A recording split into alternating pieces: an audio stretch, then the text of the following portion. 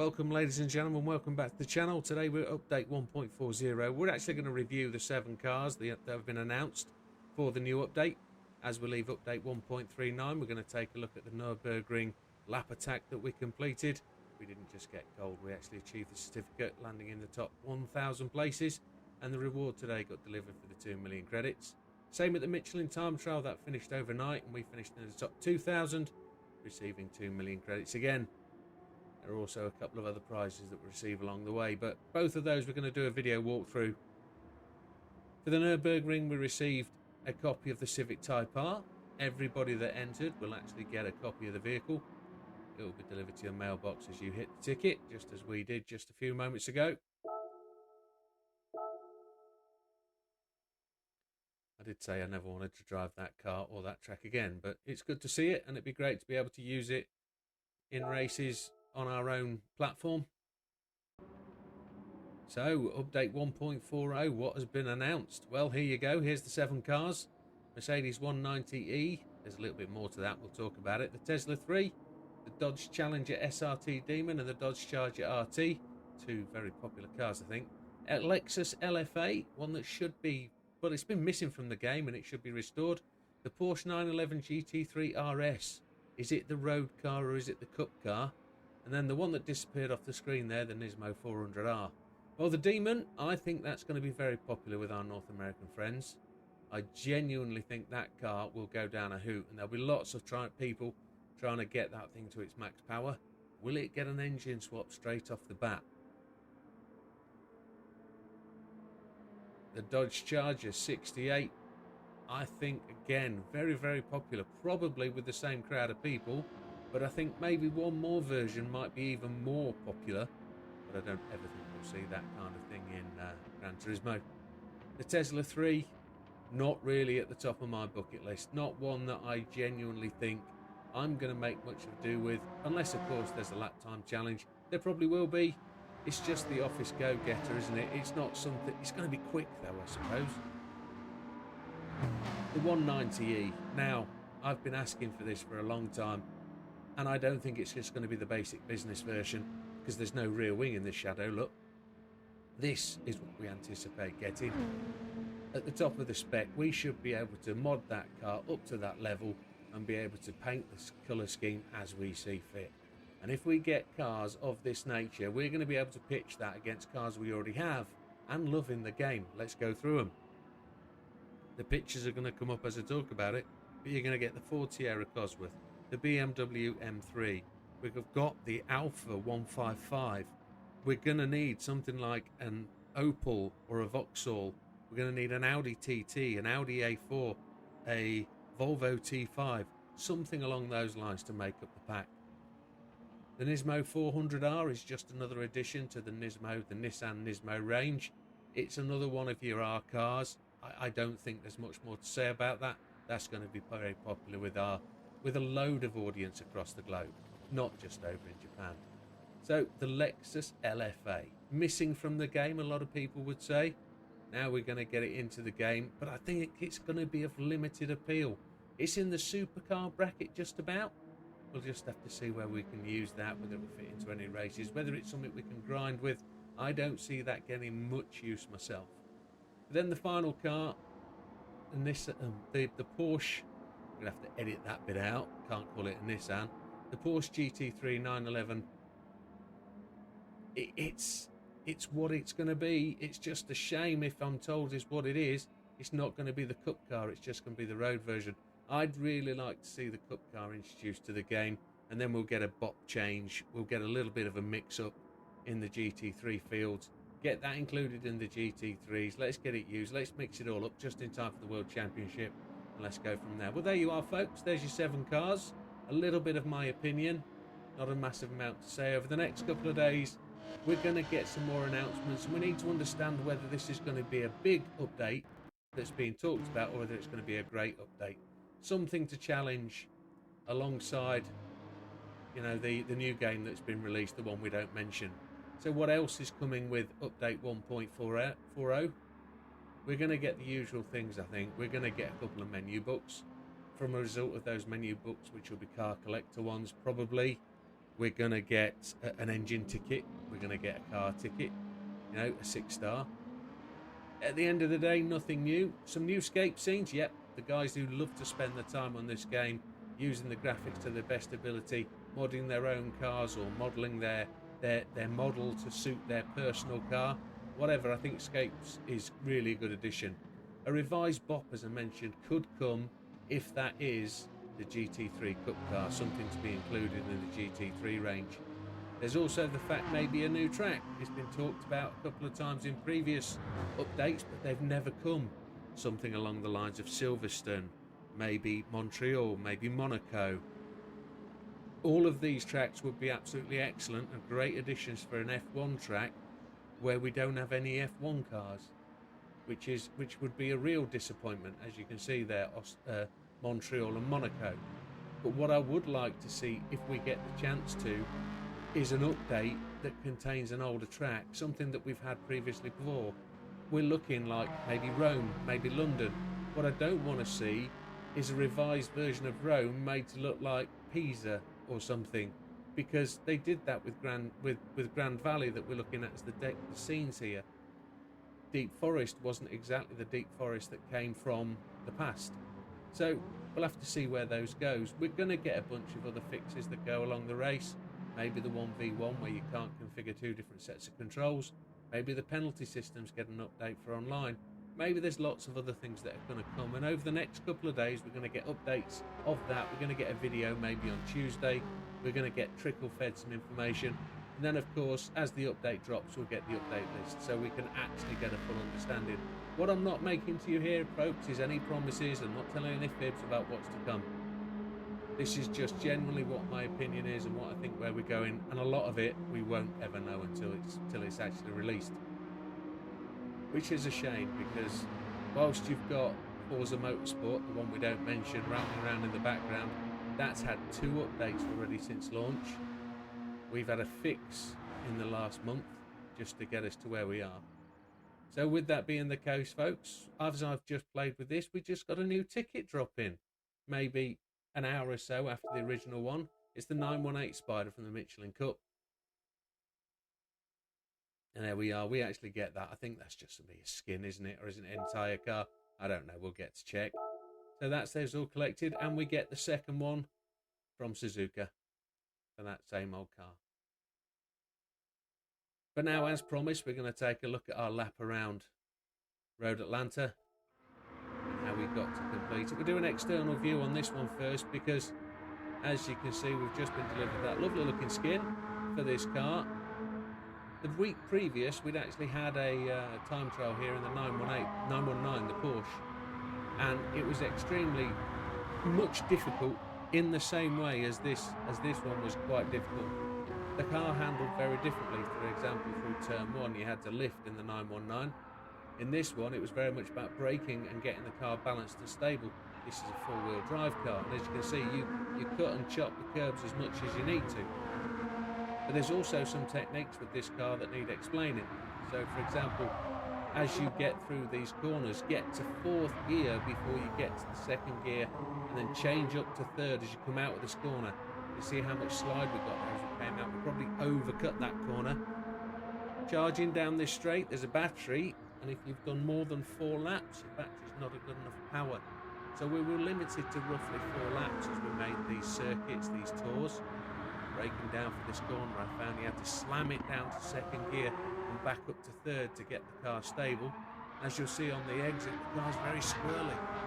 And then the final tip here is to get 2 wheels onto that grey patch, try and get the whole car across it and not to lose it. And as you see, we came across the line there onto the grass and we invalidated the next lap, as long as we don't invalidate the hot lap. So let's do it from inside. As you can see here, we talked about that grey patch, get the right wheels on the grey, charge down the straight. Braking point here is before the orange block on the wall, just before the tyre mat start, the tarmac. Early 4th gear, charging up the hill, brake as you go across the white line, change down to 2nd gear, almost the whole car on the yellow curbs, charge around this corner up to 4th gear, just lift as you come in here, back on the power, not letting the car slide, rob as much as you can with the grass, then cut this curb on the inside. Coming up this hill, a really good time was something in the 30.10. If you got a 2.9, you were going to be in the top 250. Fourth gear at this point, we didn't do it this time, but it worked for me so many times. Third gear, as you come out of this corner, power down. Don't short shift in this car, not up this straight, go all the way through the rev range. You have to be quite precise, because if you go that little bit too much, you'd run out of revs. Big red sign on the right, brake before that grey line across the track, down to second, up to third, get the car stable to power out and up the hill. Fourth gear before you go under the bridge, do the same thing across that tarmac, and then through the line, and we kept two wheels just inside to get to the winning time, which of course was a 1:15.882. Finishing inside the top 2,000, which I was really happy with. And then we did the Nurburgring. We did this the day before. We did potentially, I would say, in the region of 200 laps, over about 20 hours of live video streaming. Lots of people got involved, lots of people watching, lots of people giving me support and giving me lots of ideas. They did actually take me to a position where I wasn't fully aware of what I was doing a number of times, because I was trying to learn too much, trying to change what I was doing. Well, let's get down to it. Let's talk about where we're going. We've just been through sector 1. As you can see, I slid through that corner there. Charging down this hill, part of the technique with this car is to get the car charging in a lower gear, a higher number, before it seems to be ready to. So you're going to see us prepare as we come out of sector 2 here. For some of the corners we changed the names for. So as we come around this 90 right at the top here, you go under Yamagawa Bridge, depending on who you are. Stop called that.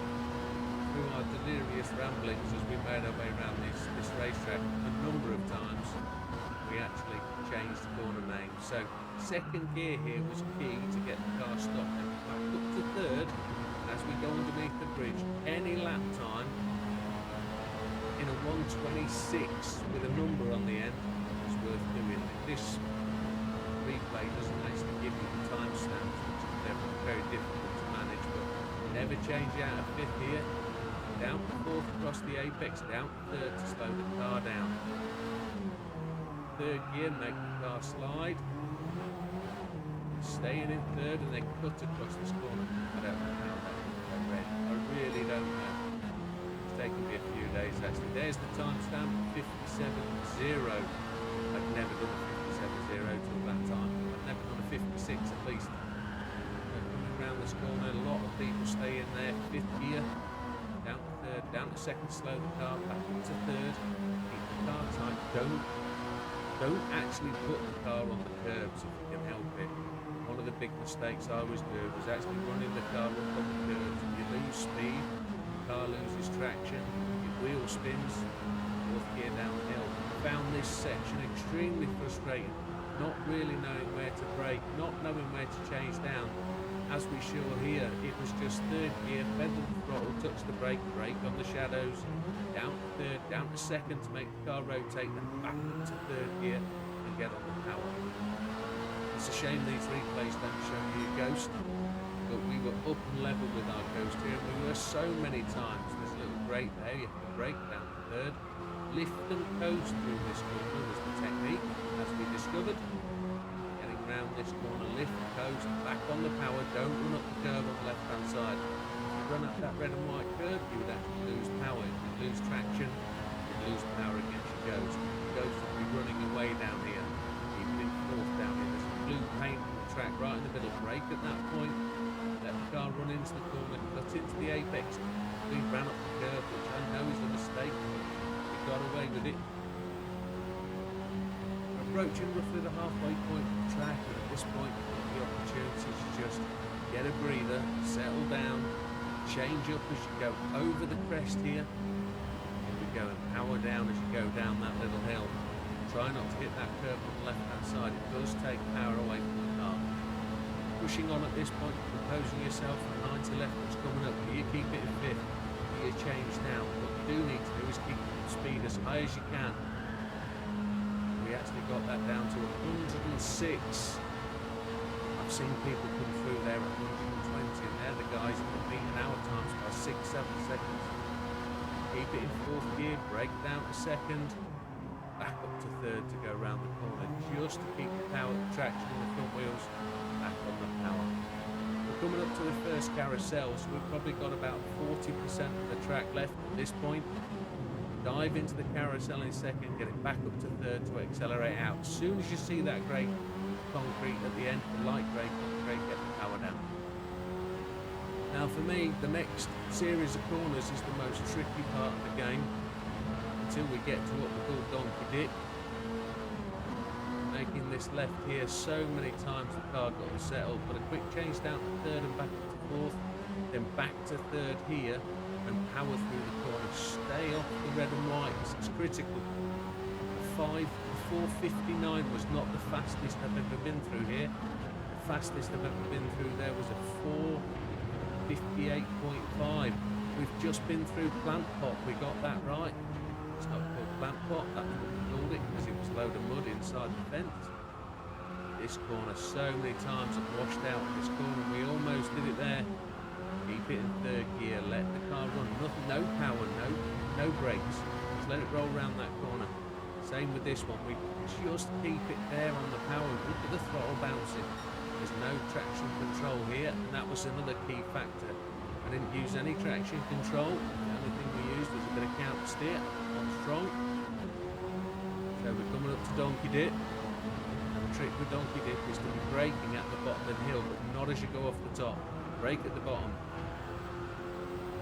If you go off and brake at the top of the hill, the wheels seem to lock up and you seem to lose so much speed. I was dipping down to 68 mile an hour where we needed to be in the 80s. So coming through this last dip, try and keep the car on the black stuff, try and keep off the red and white. You'll keep more power down. This was a nemesis corner for me so many times. I'd say 4 times we wrecked it as we're coming round on a time to finish. Down third, try to stay off the curbs. Now this was a fourth gear or third gear corner. In third gear, inside the carousel, get the power down. So many times I blew it at this final corner as well, but here we go, fourth gear, leave it in fourth, get round the corner. Now for this one, it's just a matter of turning in and getting the power down. Power, power, power. Get it on, run it out wide if you can. You can use all the curve on the left hand side. You've got the respite. Going underneath the bridge, we get a timestamp at 53.5. That had been the fastest I've been through there, and the Ghost sat 0.9 seconds ahead of us at this point. As we're charging down here, we would be trying to understand where we're going, what we're going to do, how we're going to approach this. I was talking so much to people, taking a sip of my drink, having a swig, refreshing myself, being conscious of where we're going. Change it to 6 way back there. A lot of times we changed it to 6 just as we went through the crest. Here we go, we're going to brake after the curbs on the right hand side, just as it starts to straighten up. Slam the gears down to third, down to second, back into third as we make the turn in. We didn't quite borrow quite so much as we could do. Down to second with a quick stab, make the turn in up to third, don't slide the car. As we push up the hill, we're looking at the clock, we're looking for 7:44, and there it is, we were looking for a 7:44. 881, and there it was, folks. There's the 2 million credits, and what more to the point, the certificate that we were so looking forward to. And that's where we have it, folks. That's where we're going to end this video today. What's coming with update 1.40? We don't really know. We've had a couple of pictures, we've had a list of cars from various people, we've had lots of supposition, we've got lots of people with wish lists as long as they're armed. Some are real, some are fictional, some are what they're going to be. Some are a long way away. Well, all we can wait for is what PD give us, and we'll get that on Thursday morning. I do wish you well, folks. Thank you very much for supporting me on the channel. Those of you that actually get this far in the video know we always deliver something at the end.